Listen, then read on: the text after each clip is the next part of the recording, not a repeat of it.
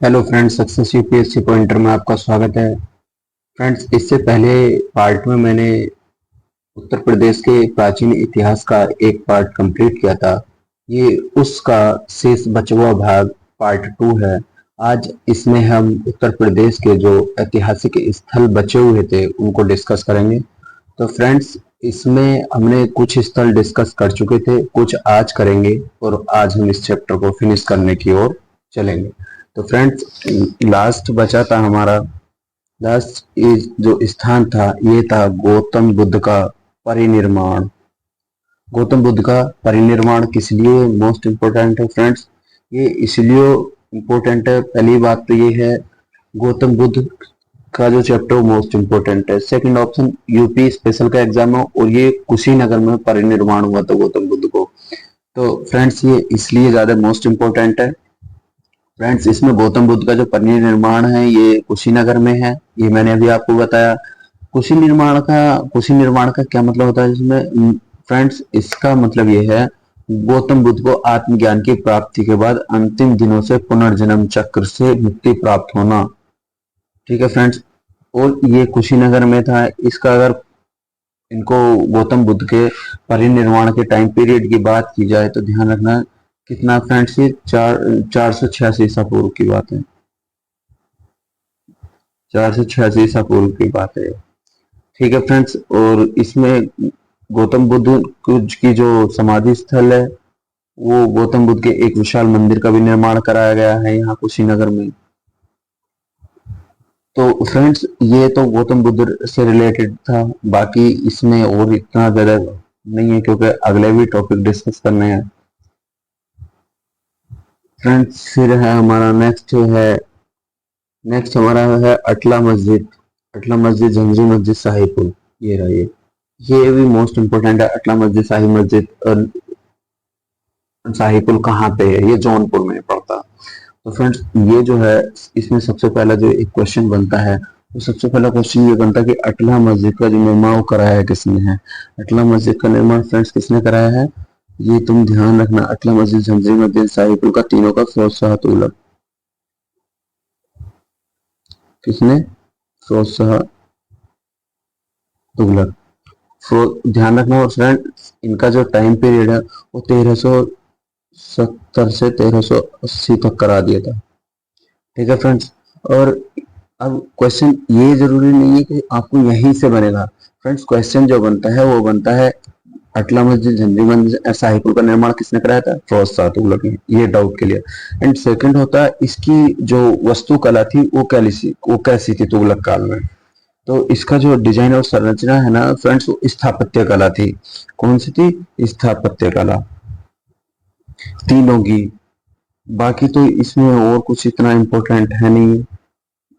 अटला मस्जिद, झंझरी मस्जिद एंड शाहीपुर का निर्माण किसने कराया था? ये फ्रेंड्स तुम ध्यान रखना, ये कराया था इन्होंने, फिरोज शाह तुगलक ने। ठीक है फ्रेंड्स, और इसमें आप जौनपुर में ये दो चीजें याद रखना, फिरोज शाह तुगलक एंड स्थापत्य वास्तुकला। एंड ये है जौनपुर। भीतरी स्तंभ लेक गाजीपुर में है ये फ्रेंड्स। इसका क्या मतलब है? भीतरी स्तंभ लेक जो है ये कर्नवालिस का मकबरा है, एक प्रकार का, जो उत्तर प्रदेश के गाजीपुर में स्थित है। पहला पॉइंट याद रखो। एंड इसमें दूसरा पॉइंट जो है फ्रेंड्स, वो दूसरा पॉइंट ये है, जो भीतरी स्तंभ अभिलेख है ये गाजीपुर में, ये एक भीतरी करके गांव है, वहां पे स्थित है, जो प्राचीन बौद्ध स्थापत्य कला का एक उदाहरण भी है। और फ्रेंड्स, अगर इसमें हम भीतरी स्तंभ अभिलेख की विशेषता देखे जाए तो एक धार्मिक दृष्टिकोण से है और दूसरा कर्नवालिस का भी है। बस यही है इसका, बाकी तो इसमें और इतना कुछ इंपॉर्टेंट है नहीं। ठीक है फ्रेंड्स, नेक्स्ट हमारा आता है मोस्ट इंपोर्टेंट, सारनाथ। सारनाथ वाराणसी में स्थित है। सारनाथ मंदिर फ्रेंड्स, तो सारनाथ उत्तर प्रदेश के वाराणसी जिले में स्थित है। प्रमुख बौद्ध तीर्थ स्थल, यहाँ पे लोग विभिन्न कारणों से आते जाते हैं और इसका धार्मिक महत्व है ये। बस इसमें और ज्यादा कुछ नहीं। चुनार का किला ये देख लो फ्रेंड्स, मिर्जापुर में है चुनार का किला। चुनार का किला ये मिर्जापुर में है फ्रेंड्स। चुनार के किले का अगर मैं आपको थोड़ा सा हिस्टोरिकल बैकग्राउंड बताऊं तो ये जो किला है ये गंगा नदी के किनारे स्थित ऐतिहासिक है किला है। और इसकी जो स्थापत्य की जो इम्पोर्टेंस महत्वता है वो एक अलग है। और चुनार के किले के जो चुनार का किला जो है ये विभिन्न साम्राज्यों के तहत उपयोग में आया हुआ है। इसका उल्लेख जो है चुनार के किले का महाभारत और रामायण के ग्रंथों में भी किया गया है। चुनार का किला जो है ये फ्रेंड्स मुगलों के दौरान एक महत्वपूर्ण स्थल रहा है। अकबर ने इसे पुनर्निर्मित कराया था। फ्रेंड्स यहाँ से एक क्वेश्चन बनता है, मेरे ध्यान माइंड में अभी आया, चुनार के किले का पुनर्निर्माण किसने कराया था? ध्यान रखना, अकबर ने कराया था। किसने कराया था फ्रेंड्स? अकबर ने कराया था। फिर इसको ब्रिटिश काल आया, उनका भी इसके ऊपर राज चला था, बस और तो इसमें कुछ नहीं। दूसरा है फ्रेंड्स मोस्ट इम्पोर्टेंट पैलेस है ये सराय नाहर। कहाँ है फ्रेंड्स? सराय नाहर। सराय नाहर कहाँ पड़ता है? प्रतापगढ़। अब सराय नाहर की क्या विशेषता है? सबसे पहले तो देखो इसका ऐतिहासिक स्थल है सराय नाहर। इसमें पुराना किला मस्जिद दोनों शामिल है। सेकंड, इसमें जो है इसका कालखंडों से पुराना इतिहास भी रहा है। अगर इसकी कला की बात की जाए, जैसे मान लो किला है, मस्जिद है, प्राचीन स्थापत्य कला, इसमें महत्वपूर्ण बहुत उदाहरण मिलेंगे आपको। इसको धार्मिक दृष्टि से देखा जाए तो जो सराय नाहर है ये एक यहाँ पे धार्मिक स्थल भी है। और सराय नाहर प्रतापगढ़ के जिले के संस्कृतियों में से एक है। और फिर आता मोस्ट इम्पोर्टेंट संगम प्रयागराज। प्रयागराज में फ्रेंड्स क्या है? श्रृंगवेरपुर। श्रृंगवेरपुर जो है ये प्रयाग स्तंभ यानी प्रयाग किला, ये इलाहाबाद यानी प्रयागराज में स्थित है। इसमें जो है फ्रेंड्स सिविल लाइंस, ये जो श्रृंगवेरपुर सिविल लाइंस जो है इलाहाबाद की वो श्रृंगवेरपुर में है। और इसका जो इतिहास की दृष्टि से अगर देखा जाए तो खुदाई के दौरान प्राचीन वस्तुएं एंड अवशेष इस क्षेत्र में ऐतिहासिक महत्व को दर्शाते हैं। ठीक है फ्रेंड्स। फिर आता नेक्स्ट हमारा आता है प्रयाग स्तंभ। प्रयाग स्तंभ क्या है? प्रयाग स्तंभ भी ज्यादा इसमें इतना कुछ नहीं है, प्राचीन एक महत्वपूर्ण उदाहरण है, ये ध्यान रखना है इसमें। बाकी स्थापत्य कला एवं डिजाइन की भारतीय कला को दर्शाती है बस, और इसमें ज्यादा कुछ नहीं, बस इसमें ये ध्यान रखना कौन क्या है। फिर हमारा आता खुसरो का मकबरा। खुसरो का मकबरा अच्छा इंपॉर्टेंट है, ध्यान रखना। खुसरो का मकबरा कहाँ स्थित है? प्रयागराज में। खुसरो का मकबरा कहाँ है? प्रयागराज में। इसमें मुगल शासक अकबर के पुत्र खुसरो के सम्मान में बनवाया गया था। ये भी बात तुम ध्यान रखना, बता रहा हूँ आपके लिए। और इसकी अगर विशेषता देखी जाए तो स्थापत्य कला है, और तो कुछ है नहीं। फिर आता है एक आनंद भवन। आनंद भवन भी ये कहाँ है? ये भी प्रयागराज में। आनंद भवन क्या है? आनंद भवन एक नेहरू का पूर्व निवास स्थान है। भारतीय स्वतंत्रता संग्राम का महत्वपूर्ण केंद्र भी रहा है आनंद भवन। बस इसमें तो एक ये है पुस्तकधारी प्रयागराज जिले, ये भी इलाहाबाद में, इसमें इतना कुछ है नहीं है। फिर एक आता वत्स घोषित राम विहार, ये कौशाम्बी में फ्रेंड्स।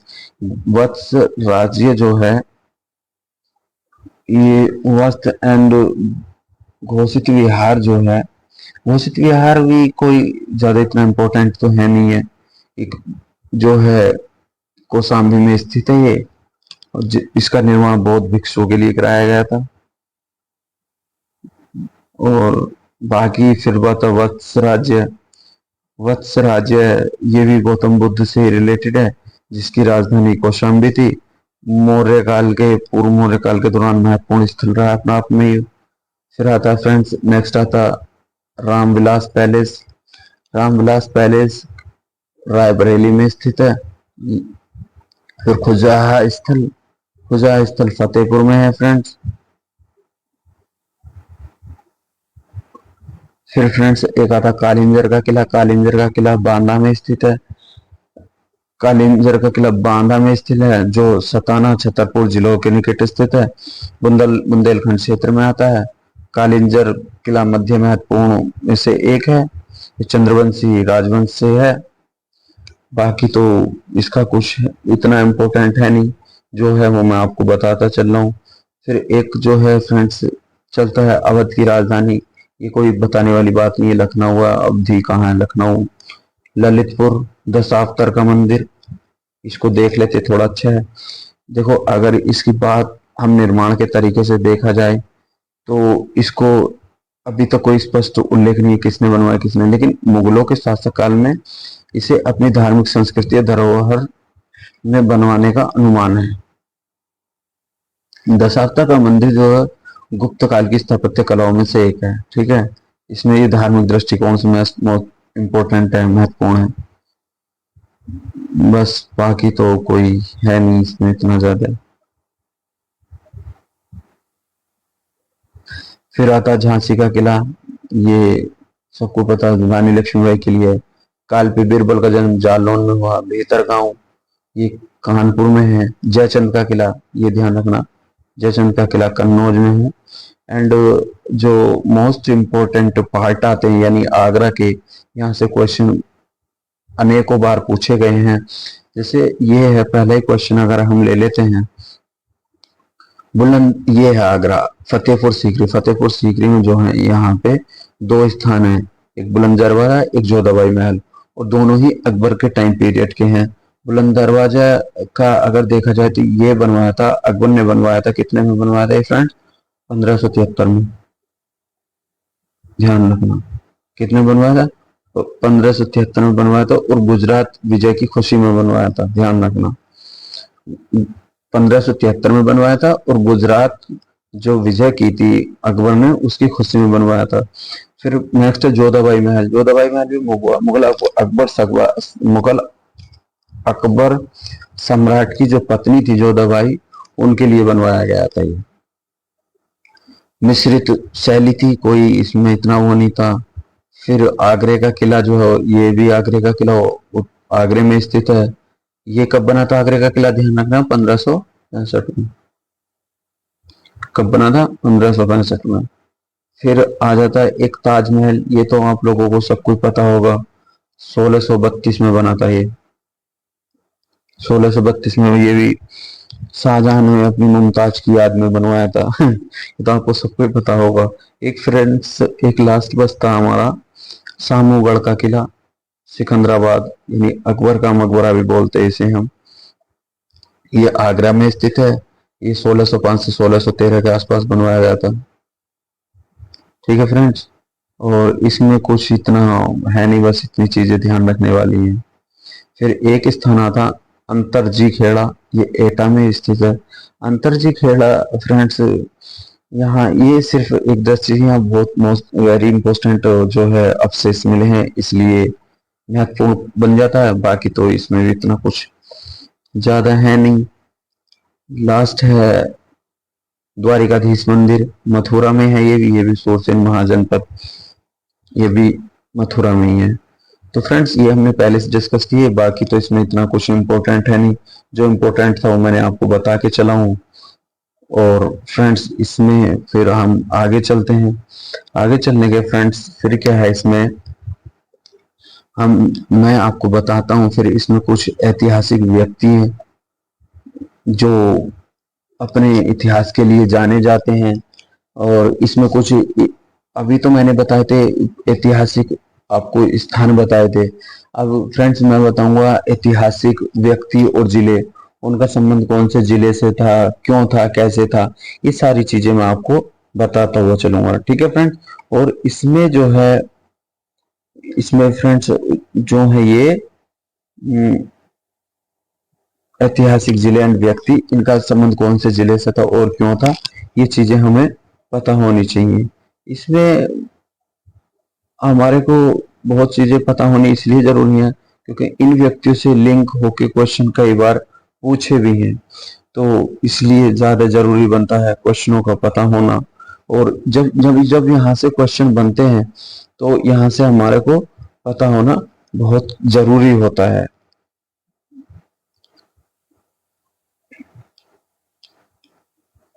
जैसे मान लीजिए जियाउद्दीन बर्नी है फ्रेंड्स, तो जियाउद्दीन बर्नी का जो है बुलंदशहर से संबंध इनका निजामुद्दीन औलिया का जन्म बदायूं से हुआ। इसमें हम जिलेवार डिस्कस कर रहे हैं। अब फ्रेंड्स यहाँ से एक क्वेश्चन ये बन जाता है, जैसे जियाउद्दीन बर्नी कौन थे। जियाउद्दीन बर्नी का मैं थोड़ा सा हिस्टोरिकल बैकग्राउंड बता के चलूं, यहाँ से क्वेश्चन कहाँ से बनेंगे। तो फ्रेंड जियाउद्दीन बर्नी जो है ये एक अच्छे इतिहासकार थे, और इनका टाइम पीरियड की बात की जाए तो 14वीं शताब्दी के आसपास दिल्ली सल्तनत के समय की बात है। और ये फिरोज शाह तुगलक के शासनकाल में एक महत्वपूर्ण व्यक्ति थे। किसके? फिरोज शाह तुगलक के। ये तुम्हें पता होनी चाहिए फ्रेंड्स, फिरोज शाह तुगलक के। किसके काल में? फिरोज शाह तुगलक के। अब इसमें जो था फ्रेंड्स, बर्नी जो थे एक बहुत बड़े इतिहासकार थे, लेखककार थे, बहुत सी इनकी रचनाएं भी हैं। तो इसमें अगर जियाउद्दीन बर्नी की रचना देखी जाए तो इन्होंने एक लिखी थी, तहरीक फिरोज शाही, महत्वपूर्ण रचना उनकी, जिसे दिल्ली शासकों के शासनकाल में विस्तृत रूप से वर्णन किया गया है। और फिर एक इनकी थी दूसरी, फतवाए जहांदारी। दोनों याद रखना कौन कौन सी इनकी फ्रेंड्स, एक है तारीख फिरोज शाही, आप लिख लेना फिरोज शाही, एंड दूसरा है फ्रेंड्स इसमें फतवा ए जहांदारी, फतवा ए जहांदारी। ठीक है फ्रेंड्स। सेकंड है निजामुद्दीन औलिया। निजामुद्दीन औलिया के अगर टाइम पीरियड की बात की जाए तो 1238 से लेकर 1325 तक का इनका टाइम पीरियड। ये सूफी संत थे और चिश्ती सिलसिला से जुड़े हुए थे निजामुद्दीन औलिया। बस मोटी मोटी बातें बता के चलता हूँ क्योंकि अभी आगे काफी डिस्कस करना है। ये निजामुद्दीन औलिया थे, चिश्ती सिलसिले से इनका संबंध था। और निजामुद्दीन औलिया का जो है 1238 में उत्तर प्रदेश के बदायूं में जन्म हुआ था। और इनका जो जिसका बाद इनकी माँ ने पालन पोषण किया था, शिक्षा दिल्ली में हुई थी इनकी। और निजामुद्दीन औलिया का दृष्टिकोण जो है बहुत उदार था। उनका मानना था कि ईश्वर की भक्ति में कोई भेदभाव नहीं होना चाहिए, सभी धर्मों जातियों लोगों को उनके खुले दरवाजे रहते हैं और सभी का सम्मान करना चाहिए, उनका ये मानना था। हजरत निजामुद्दीन औलिया जो है 3 अप्रैल 1325 को उनका देहांत हुआ था। निजामुद्दीन औलिया के जो हजरत निजामुद्दीन की दरगाह के पास में उनको दफनाया गया था। ठीक है फ्रेंड्स। फिर नेक्स्ट है हमारे अमीर खुसरो। अमीर खुसरो का जन्म कहाँ हुआ? इनका जन्म हुआ है फ्रेंड्स कासगंज। इनका जो है टाइम पीरियड कितना है अमीर खुसरो का? 1253 से, ध्यान रखना, 1253 से 1325। ठीक है फ्रेंड्स, ये इनका टाइम पीरियड है। अब इनका अमीर खुसरो का मैं थोड़ा सा आपको बता के चलूं फ्रेंड्स। अमीर खुसरो एक प्रसिद्ध बहुमुखी कवि थे, संगीतकार थे, विद्वान थे, सूफी संत थे। और इनका जो पुराना नाम था वो अब्दुल हसन यामुनुद्दीन खुसरो था। क्या था? अब्दुल हसन यामुनुद्दीन खुसरो था, लेकिन वह अमीर खुसरो के नाम से अधिक प्रसिद्ध हुए। ठीक है, इतनी चीजें आप ध्यान रखना। और बाकी तो मैंने बताया तुम्हें। अब इनकी रचना देख लेते हैं अमीर खुसरो की कौन कौन सी है। अमीर खुसरो ने की जैसे एक दीवान है, खाली के बरी है, नूह सिपहार है, तुगलकनामा है, आशिके पहेलियां हैं। ये जो है अमीर खुसरो की रचना है। और उनका देहांत की बात करें तो निजामुद्दीन औलिया का, हजरत निजामुद्दीन का जो है निजामुद्दीन अमीर खुसरो का 1325 में उनका देहांत हो गया था। ठीक है फ्रेंड्स। फिर आते हैं हमारे 3 सेना बहुत अच्छे। इनका अशफाकुल्ला खान एंड रोशन बिस्मिल का जन्म शाहजहानपुर में हुआ था। कहाँ होता फ्रेंड? शाहजहानपुर में। तो फ्रेंड्स इस अशफाकुल्ला खान को अगर बात की जाए तो इनकी 1900 से 1927 इनका जन्म है। अशफाकुल्ला के प्रमुख क्रांतिकारी थे। ठीक है फ्रेंड्स। और राम प्रसाद बिस्मिल का इनका 1900 से 1927, 1900 से 1927 है। और राम प्रसाद बिस्मिल का 1897 से 1927, 1897 से 1927 है। ठीक है फ्रेंड्स। और रोशन सिंह 1902 से 1929, 1902 से 1929। ठीक है फ्रेंड्स, ये थे इनके, बस यही पूछा जाएगा, ज्यादातर जन्म स्थल ही पूछा जाता है और कुछ नहीं होता। फिर एक है टोडर, ये है, फिर एक उन्नाव में हसरत मोहानी। हसरत मोहानी 1878 से 1951, ध्यान रखना जन्म स्थल है इनका, जन्म है ये 1951। भारतीय स्वतंत्र सेनानी तो और उर्दू के कवि थे प्रमुख।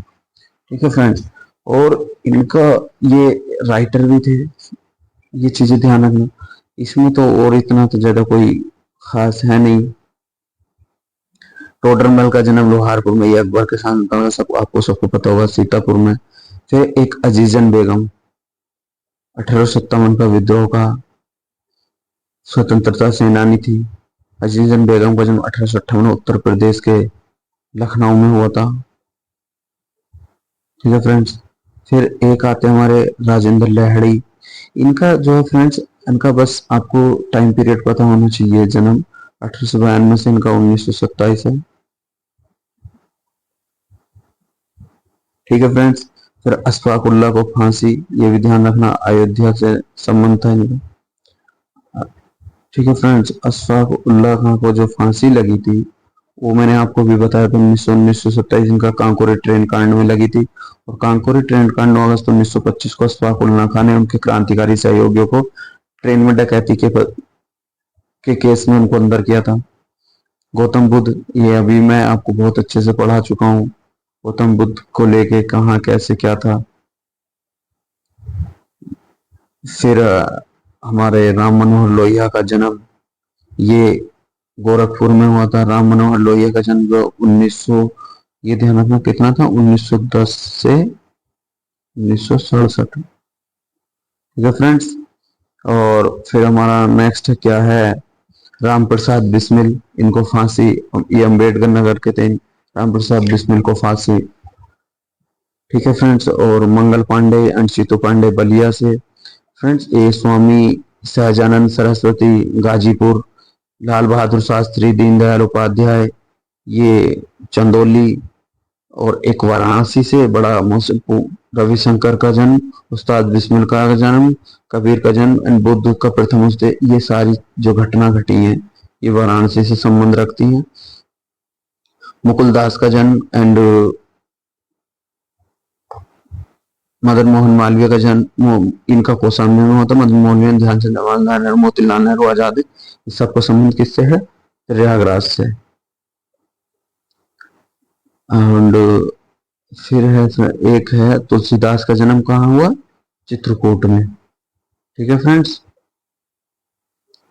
और फिर है एक गणेश शंकर विद्यार्थी का जन्म कहाँ हुआ, गणेश शंकर का जन्म हुआ फ्रेंड्स फतेहपुर में। नाना साहेब, अजीजन बेगम, तांत्या टोपे, ये सब कानपुर से संबंध रखते हैं। और रानी लक्ष्मीबाई, ये झांसी से मैंने बताया था। बीरबल जालौन से बताया था। बाणभट्ट करमस्थली कन्नौज, ये भी मैंने बताया था। सलीम चिश्ती, शेख फैजी अब्दुल, ये सब आगरा से संबंध रखते हैं। चिश्ती खानदान है। सर सैयद अहमद का अलीगढ़ से। ठीक है फ्रेंड्स, ये क्लियर हुआ। अब चलते हैं नेक्स्ट टॉपिक की ओर, पॉइंट टू पॉइंट डिस्कस करते हुए चलते हैं। काफी टाइम मैप में चला गया। तो फ्रेंड्स, अब इसमें क्या है, अब जो मैंने ऊपर बताया तो उनका विस्तार से यहाँ मैं आपको बता देता हूँ। पंचाल महाजनपद बरेली फर्रुखाबाद क्षेत्र में, पंचाल महाजनपद उत्तरी भाग, राजनी अही क्षेत्र में, दक्षिण भाग में। वर्तमान में मथुरा सिंहवर्ती से। ये फ्रेंड्स, मैंने जो अभी आपको ऊपर बताई है सारी चीजें यही डिस्कस की गई है ऊपर, और कुछ नहीं है। बाकी उत्तर प्रदेश के महत्वपूर्ण जैन तीर्थ स्थल, इसको देखो, ये मोस्ट इंपोर्टेंट है फ्रेंड्स। जैन धर्म के पांच तीर्थंकरों में प्रथम तीर्थंकर भगवान ऋषभनाथ, द्वितीय अजितनाथ एंड चतुर्थ भगवान अभिनंदननाथ, पंचम तीर्थकार भगवान सुमितनाथ एंड चौदहवें भगवान अनंतनाथ का जन्म अयोध्या में हुआ था। इसमें एक फ्रेंड्स, ये जो है सप्त तीर्थकार जो है भगवान सुपरनाथ 23वें तीर्थकार के रूप में हुए थे। इनका जन्म जो कौशाम्बी का में हुआ था। ठीक है फ्रेंड्स, और प्रयाग के अशोक स्तंभ, हरिश्रेण, समुद्रगुप्त प्रस्थ अभिलेख है। सर्वप्रथम उल्लेख अथर्ववेद में मिलता है। फ्रेंड्स, ये चीजें अभी मैंने आपको बताया था, फिर भी मैं थोड़ा थोड़ा सा आपको इसको बता ही देता हूँ। अक्षत्र गुप्तकालीन यमुना के एक मूर्ति है और पुष्यमित्र शासक हर्षवर्धन का शासनकाल 1606 से 647 है। बाकी एक मैं फ्रेंड्स जो हिस्ट्री वाला टॉपिक लेके आऊंगा उसमें ये सारी चीजें डिस्कस करूंगा। तो फ्रेंड्स बने रहिएगा वीडियो में। बस वीडियो का आज यही अंत करते हैं। वीडियो आपको अच्छी लगे लाइक करना एंड कमेंट करना। नेक्स्ट वीडियो में हम उत्तर प्रदेश का जो है मॉडर्न हिस्ट्री से रिलेटेड डिस्कस करेंगे, मैप के माध्यम से बताएंगे उसको भी। ठीक है, बने रहिएगा वीडियो में फ्रेंड्स। धन्यवाद फ्रेंड्स।